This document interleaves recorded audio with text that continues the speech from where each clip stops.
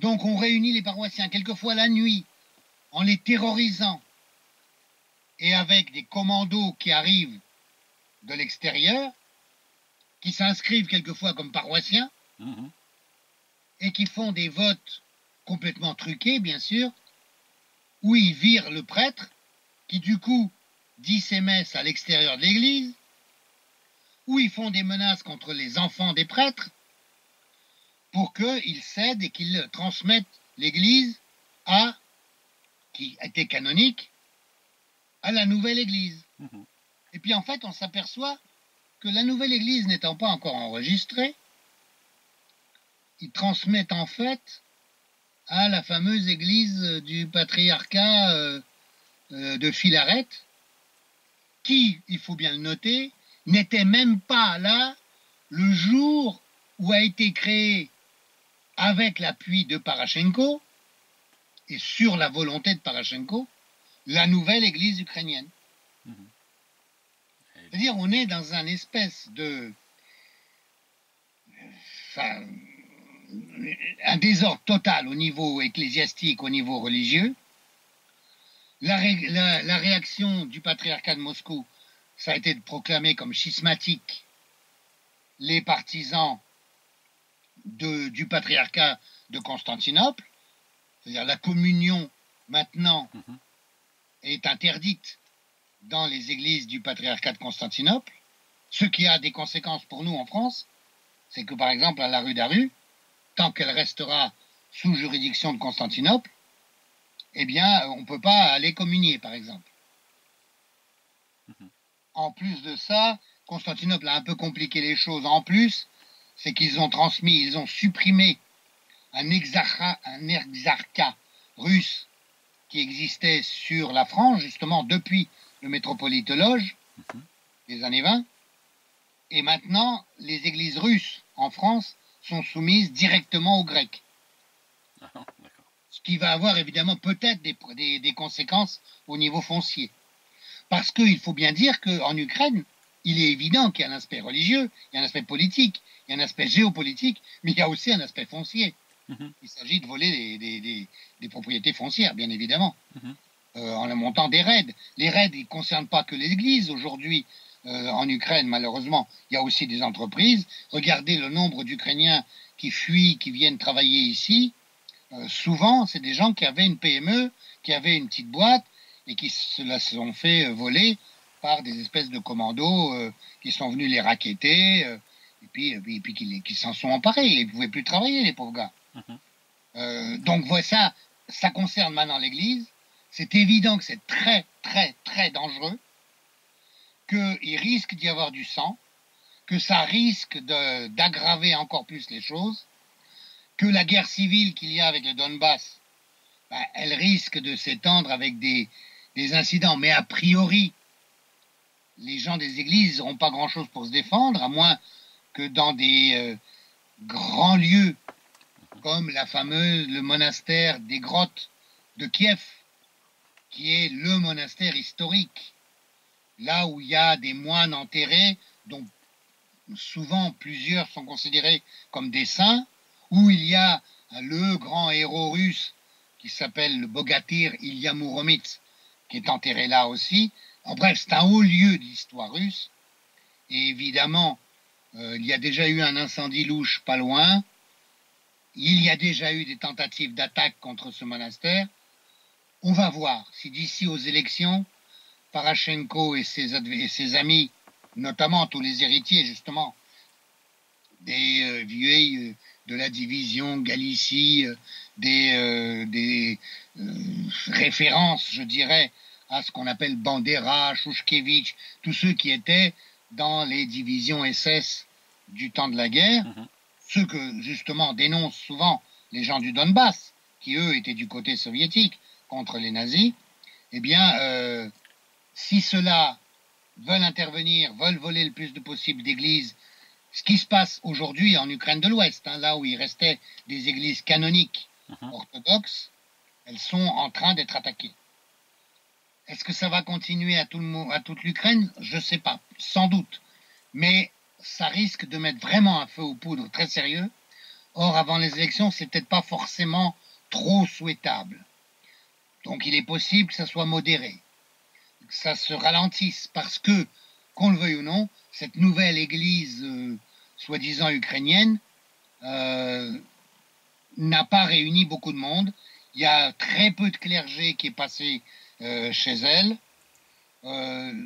Il y a visiblement des grosses intrigues pas très nettes entre Philaret et le nouveau métropolite chef de cette église unifiée, qui n'est pas la même, donc qui finalement est censé réunir tout le monde, y compris l'église donc qui était déjà de Constantinople, et qui est en fait sous juridiction Constantinople. Elle n'est pas un patriarcat ukrainien autonome. Elle est autocéphale, certes, mais pour l'instant, elle n'a pas de patriarcat. Et celui qui est le métropolite, c'est-à-dire le cardinal en quelque sorte, qui est à la tête de cette église, n'est pas patriarche. Celui qui se veut patriarche, c'est le fameux Philaret, Denisenko,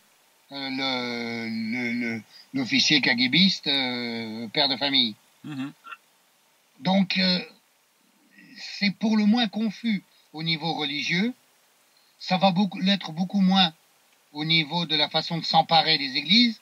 Souvent, j'ai eu des témoignages de raids qui se sont passés contre des églises où, en fait, le prêtre amené par les commandos venus pour prendre l'église, c'est-à-dire des commandos en général de l'extrême droite, type secteur droit et autres. Hein. Néo-nazis.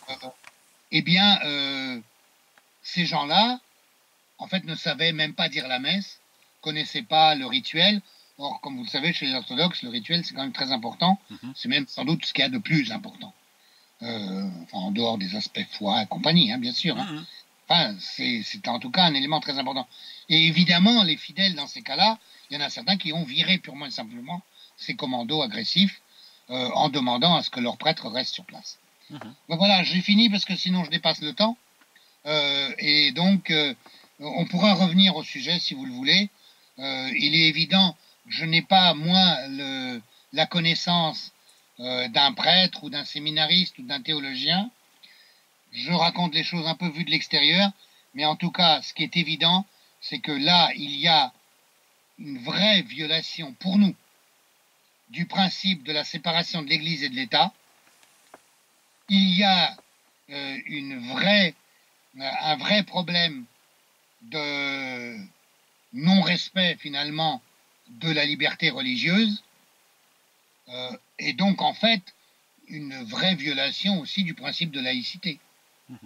Donc les Français et notamment les autorités françaises devraient être très vigilantes sur le sujet et ne devraient pas hésiter à protester comme elles l'ont fait par exemple à propos du Venezuela, où nos intérêts... Oui, parce que là, c'est quand même extraordinaire hein, de voir le silence. Ce qui est vraiment extraordinaire, c'est le silence presque assourdissant, si je puis dire, des chancelleries allemandes et françaises dans ce domaine. C'est-à-dire que là, il y a des... Oui, c'est un début de pogrom quand même, anti-orthodoxe du patriarcat de Moscou. C'est en plus... Enfin, c'est surtout d'abord une immixtion dans les affaires religieuses, ce qui est quand même très grave. C'est une atteinte aux libertés religieuses, et puis c'est quand même purement et simplement du vol de propriété, de propriété ecclésiastique, mais de propriété quand même. C'est-à-dire qu'il y a un vrai problème d'intégrité de la propriété foncière. Donc tout ça, ça devrait être effectivement dénoncé, et on devrait demander à Parachenko d'arrêter un peu les frais, quoi. C'est pas du tout ce qui se fait. Et ce qu'on entend dans la propagande malheureusement de nos médias, c'est les Ukrainiens ont bien le droit de choisir l'église qu'ils le veulent. Et ils n'ont pas besoin d'être dans le patriarcat de Moscou. Mais c'est des gens qui comprennent rien et au canonique et à l'organisation de l'église et surtout au fait que les fidèles ukrainiens n'ont rien demandé du tout. Et qu'ils étaient contents comme ça. Et que l'église ukrainienne de patriarcat de Moscou, c'est une juridiction, le patriarcat de Moscou. Mais l'église ukrainienne était totalement autonome. Le métropolite qui dirige l'église ukrainienne canonique, il est très très libre de ses mouvements. Alors ce qui est intéressant, c'est quand même de considérer, enfin de voir que les fidèles de l'Église orthodoxe ukrainienne du patriarcat de Moscou sont beaucoup plus nombreux que les fidèles de cette nouvelle Église qui essaye de s'emparer des édifices religieux qui ne lui appartiennent pas. Bien sûr. Non, mais déjà, je vous dis, ça a commencé donc depuis les années des 90, depuis l'indépendance. Évidemment, ça s'est intensifié à l'époque de Yushchenko sous la révolution orange. Là. Il y a eu, dans les, disons, dans les 4800 ou 5000 églises de la fameuse église du Filaret, là, Denisenko, il y a, parmi ces églises-là, il y en a 3000 qui ont déjà été prises de force dans les années précédentes. D'accord. Et là, aujourd'hui, ça s'intensifie, si vous voulez. Et puis, il va falloir s'attaquer à des gros morceaux comme la lore des grottes, qui, elle, va pas se laisser faire très facilement, je pense. Il est possible aussi qu'il y ait des églises où il y ait des prêtres et des paroissiens qui louent les services de sécurité pour protéger l'église.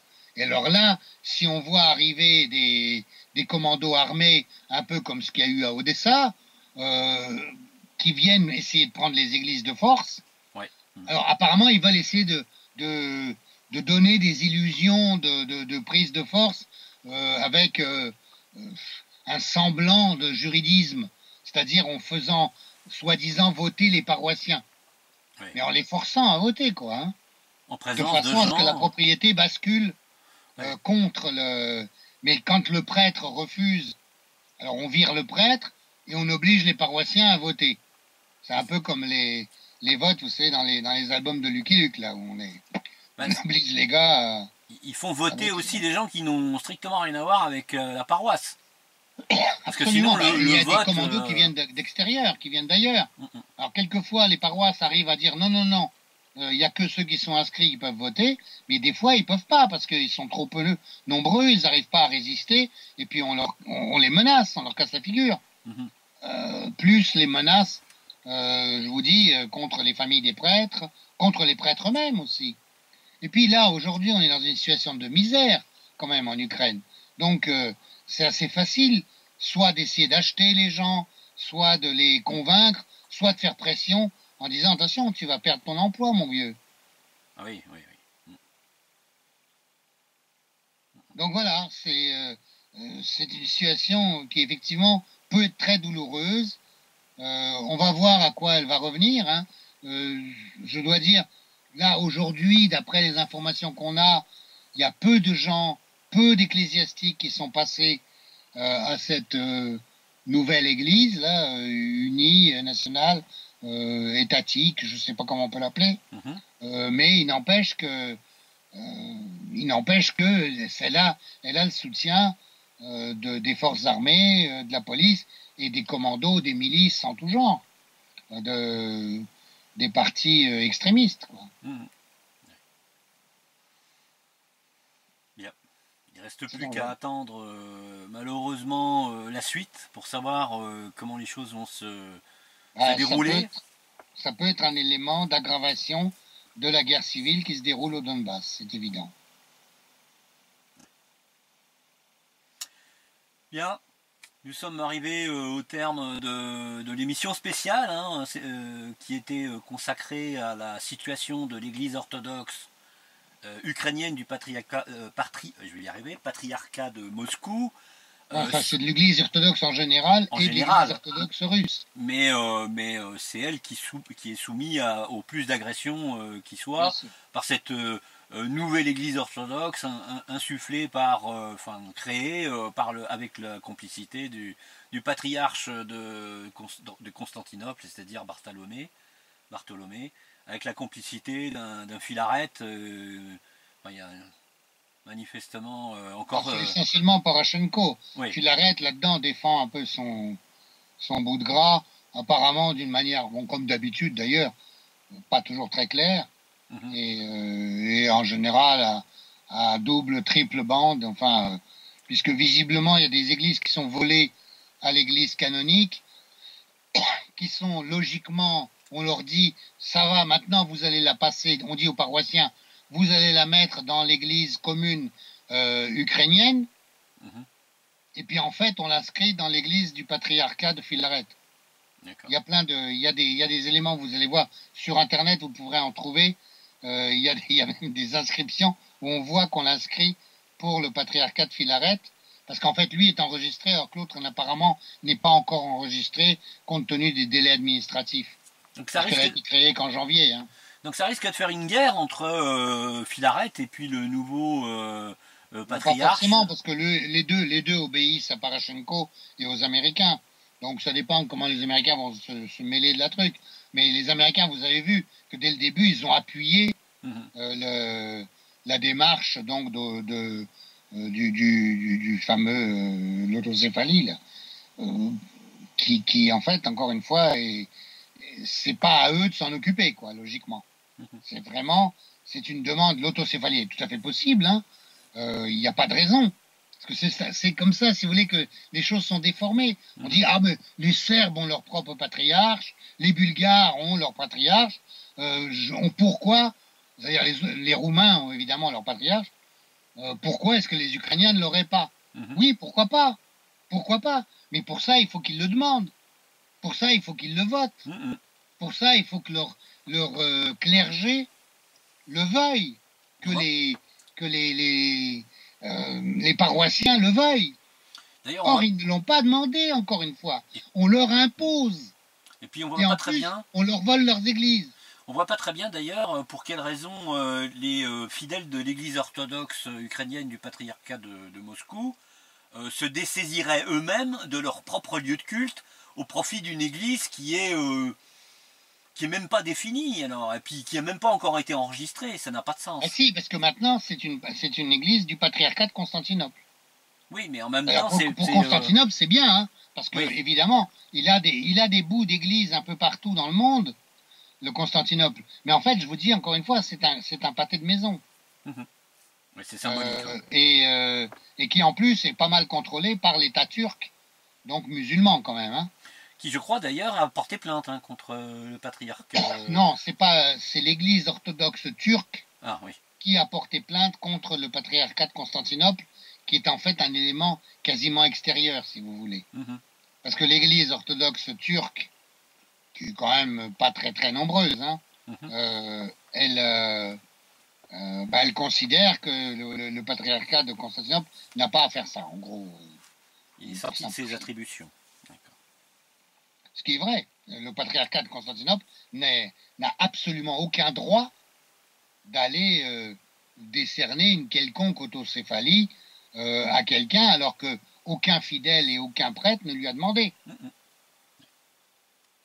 Et en plus de ça, même quand il y a Filaret, Denisenko, qui s'est autoproclamé patriarche, il n'a rien demandé non plus à Bartholomé, soit dit en passant.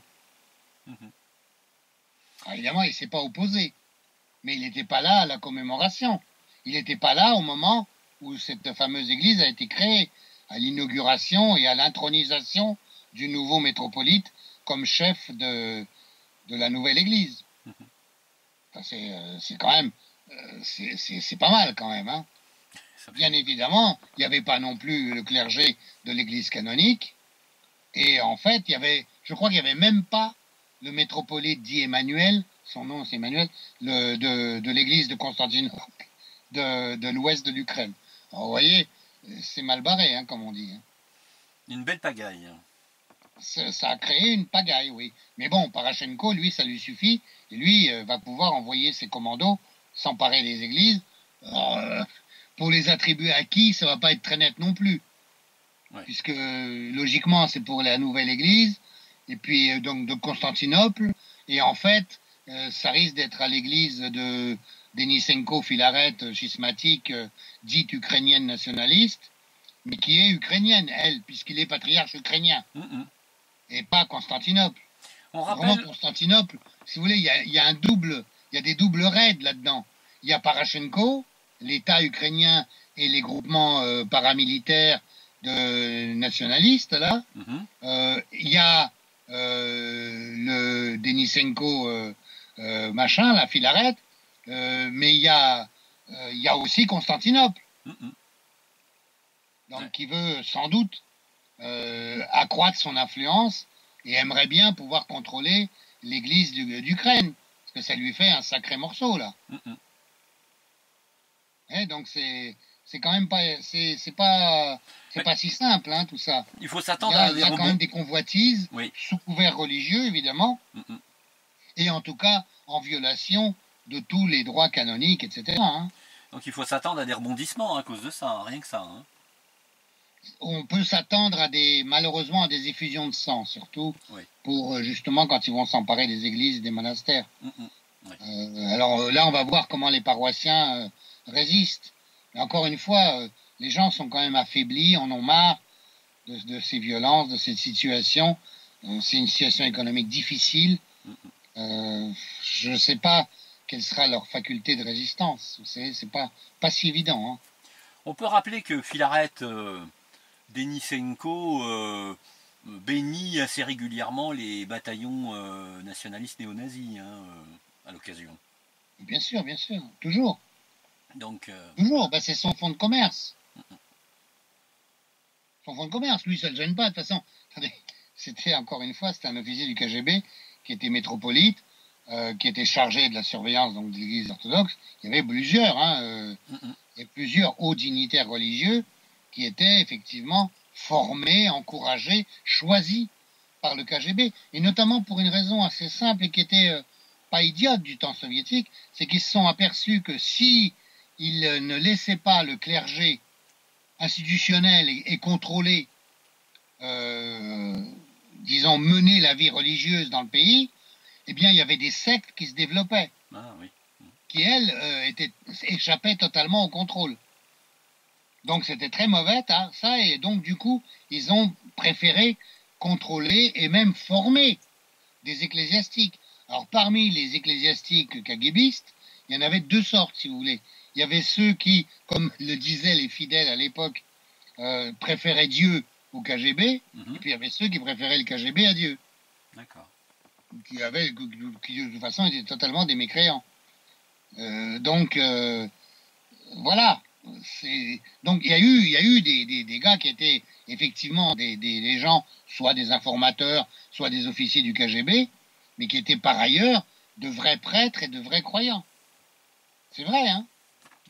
Mais par ailleurs, mais de l'autre côté, évidemment, il y avait toutes sortes de bandits sans foi ni loi, mais qui avaient reçu une formation ecclésiastique sous couvert du KGB et qui étaient censés, eux, surveiller ce qui se passait dans l'appareil de l'Église, notamment.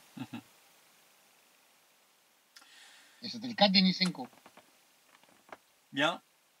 Je crois qu'il est temps de fermer la page concernant cette affaire, cette triste affaire, malheureusement. Et on aura certainement... J'espère qu'on n'aura pas à y revenir. Oui. On espère ne pas être obligé de refaire une émission pour faire, je dirais, l'historique de ce qui nous attend, en fait, quelque part. Alors, il y a deux articles sur le site de stoprussophobie.info sur la question.